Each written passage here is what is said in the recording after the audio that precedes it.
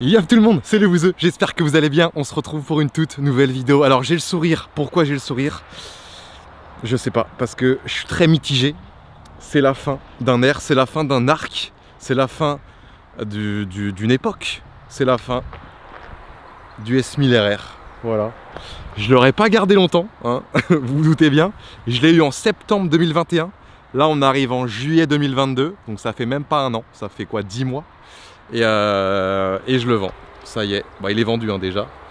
Mais tout ça pour vous dire que bah, je suis à moitié triste et heureux parce que oui, j'ai déjà ma nouvelle moto, on va aller la chercher juste après. Mais c'est vrai que le S1000 RR c'était quand même une moto incroyable, mais c'est une moto de pilote. Malheureusement je ne suis pas un pilote, je suis un amateur qui aime la moto pour se faire plaisir. Donc un an ça m'a suffi, tu vois. J'ai eu beaucoup de sensations avec, des petites frayeurs. On va pas se mentir que c'est normal, c'est des motos qui vont très vite, que ce soit en accélération ou même en vitesse de pointe. Mais c'est une moto incroyable, elle te fait vraiment vibrer, elle te fait aller au 7e ciel. Puis elle est magnifique, regardez. Elle est magnifique. C'est le S1000 RR 2017 pour ceux qui n'ont pas forcément suivi mon histoire. Donc le voilà.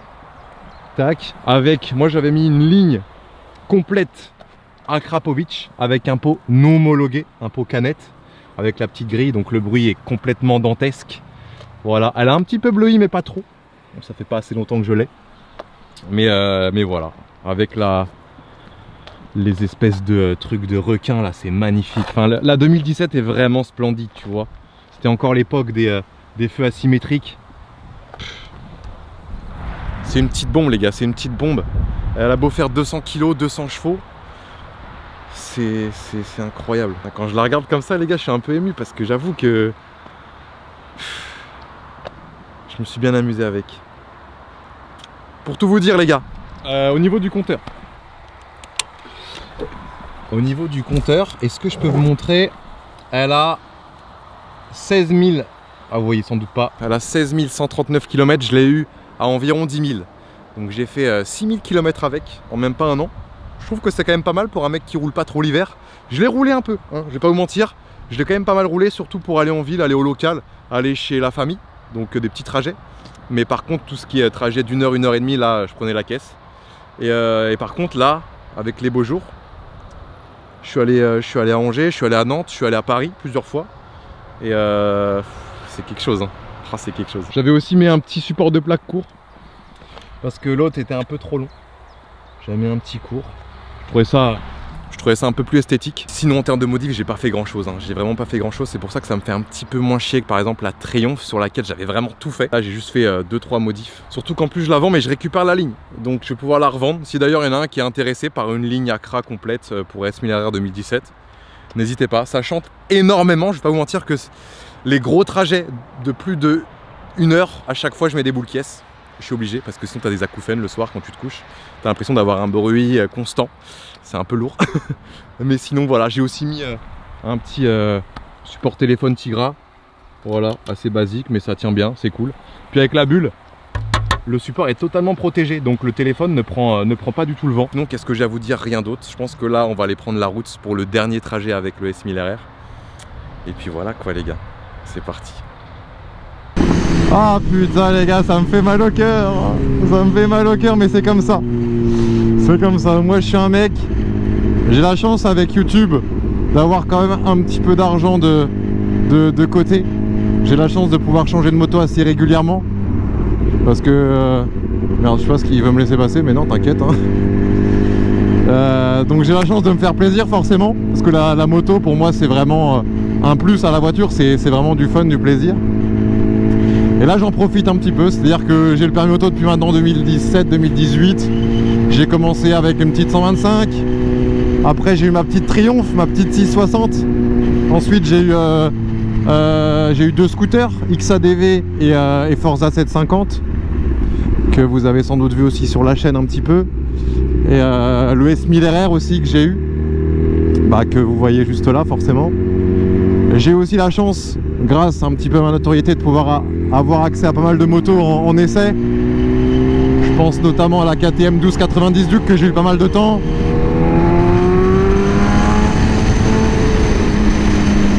Je Je pense aussi à la Yabusa, GSX-R, enfin il y a pas mal de motos que j'ai pu essayer. Là dernièrement j'ai hésité avec plusieurs motos. Vous verrez ça tout à l'heure, celle que j'ai choisie de toute façon, ce sera dans cette vidéo. Mais sachez que là, je suis déçu mais heureux en vrai quand même, tu vois. Mais en vrai là les gars, je peux pas être déçu. Il se fait plaisir devant, wesh.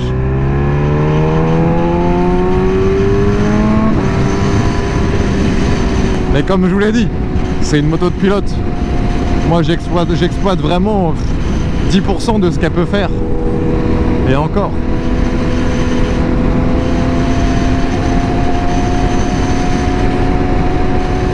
Le seul truc que j'ai pu exploiter, c'est la VMAX. Je pense que dans ma vie, prendre 300 km/h, il n'y a presque qu'avec cette moto là que je vais le faire, donc j'en ai profité.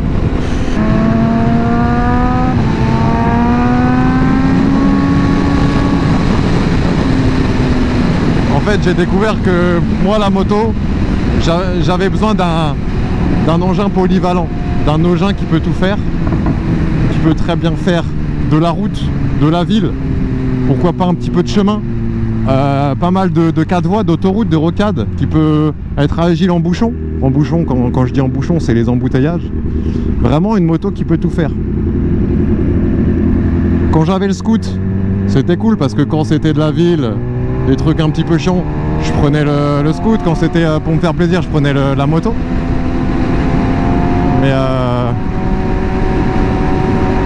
Mais du coup là, ouais, là j'ai vraiment besoin d'une moto polyvalente qui va me faire kiffer chaque trajet, quoi.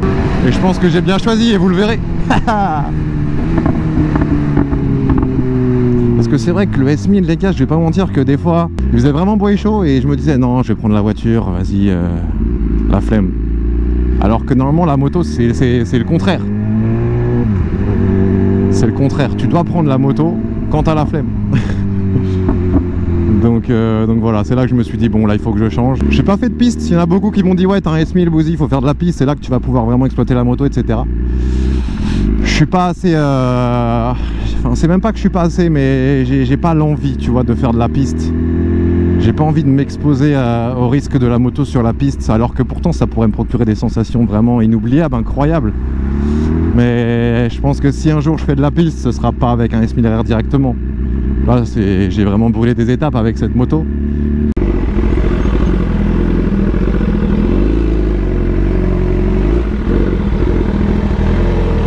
Merci.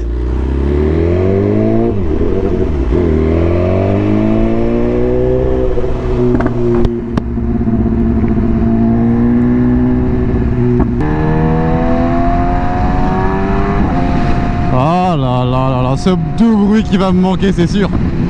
Je sais pas ce qui va me manquer le plus sur le S1000RR, les gars. Est-ce que c'est le bruit? Est-ce que c'est la position sportive? La puissance de la moto? Je sais pas. Franchement, j'en ai aucune idée. On verra bien, je vous redirai.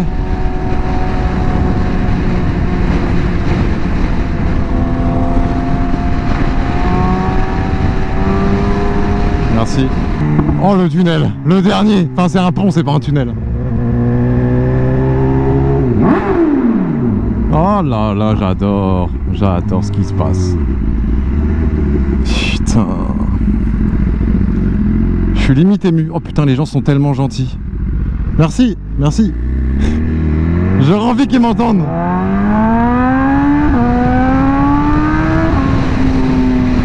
Oh là là là là. Bon là, il y a souvent les gendarmes, les policiers.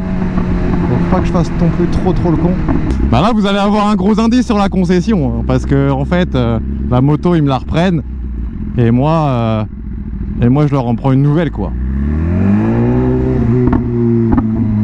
Donc pour ceux qui connaissent Rennes et qui me voient tourner ici, vous connaissez, vous le savez déjà.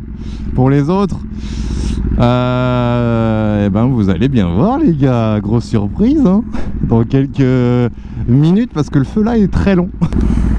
Mon bébé.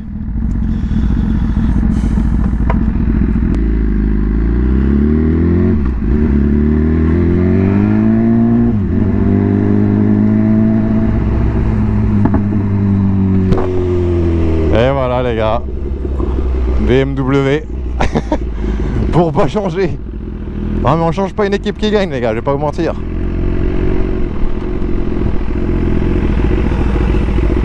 Oh putain.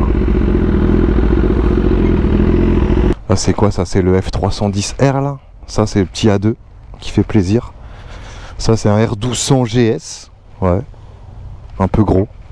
Le S1000RR 2021 ou 2022 là. Il devait être en essai peut-être. Avec la petite ligne Acra. Enfin la cartouche parce que c'est une ligne d'origine là. Oh elle est belle. Le petit S1000R. Elle a de la grosse bécane. Ah j'avais essayé celle-là aussi, la S1000 XR. Ouais. Bon, bah les gars, vous allez voir. J'ai hâte de vous montrer. Bon là les gars, on est en train de faire les papiers. Les derniers papiers, carte grise, je ne sais pas quoi. C'est quoi qu'on fait là exactement? Carte grise, certificat de session et les papiers pour la nouvelle moto. Ensuite, là je la vois. Hein. Je la vois les gars, elle est juste là-bas. Mais je préfère pas la regarder. J'attends vraiment un bon moment. Et qu'est-ce que je voulais dire?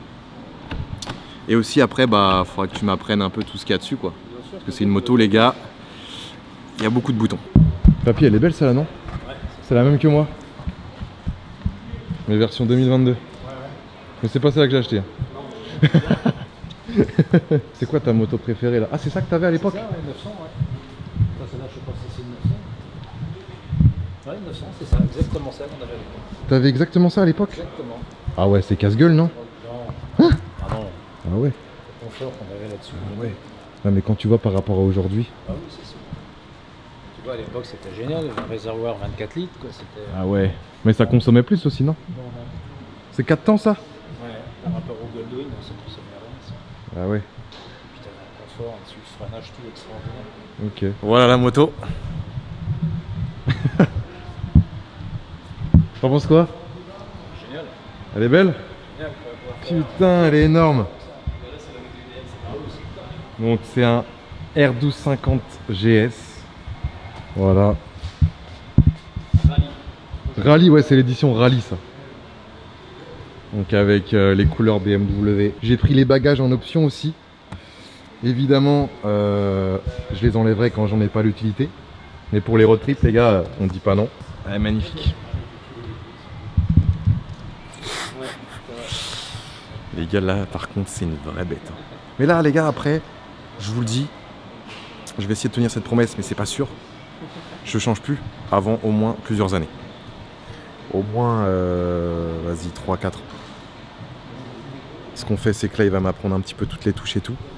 Et puis, on se retrouve après. Oh là là, c'est une belle bête. Arrière, non, pas sur celle-ci. Y'a pas de marche arrière, merde. Dommage. Hein. Bon, tu l'apprends plus. Ouais, j'avais envie en fait. Là, on est sur un gros bicylindre. Ça va pas être le même bruit, pas être le même comportement. On peut la démarrer, voir? C'est toi qui as la clé. C'est moi qui ai la clé. Mais là, faut être à moins d'1 mètre, c'est ça? Exactement. Et là, un petit coup de... Aïe aïe aïe.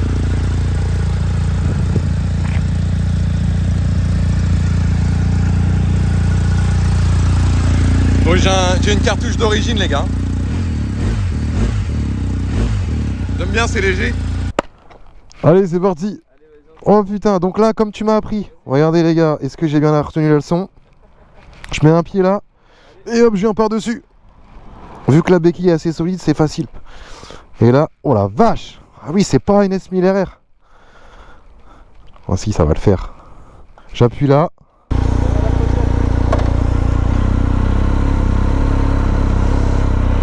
Oh la vache. Les gars, je suis trop heureux. Bon, il m'a dit pas de shifter. Pas de shifter pendant le rodage, les gars. Parce que la moto a 5 km quand même. Oh, mais ça se conduit tout seul. Oh, regardez-moi ça. What the fuck. C'est tellement léger en fait. À l'arrêt, ok, c'est lourd. Ça fait 240 kg, 250. Mais en roulant, tu sens rien du tout. C'est impressionnant. Ah. Bon bah c'est parti pour un nouvel arc, hein. Un arc GS.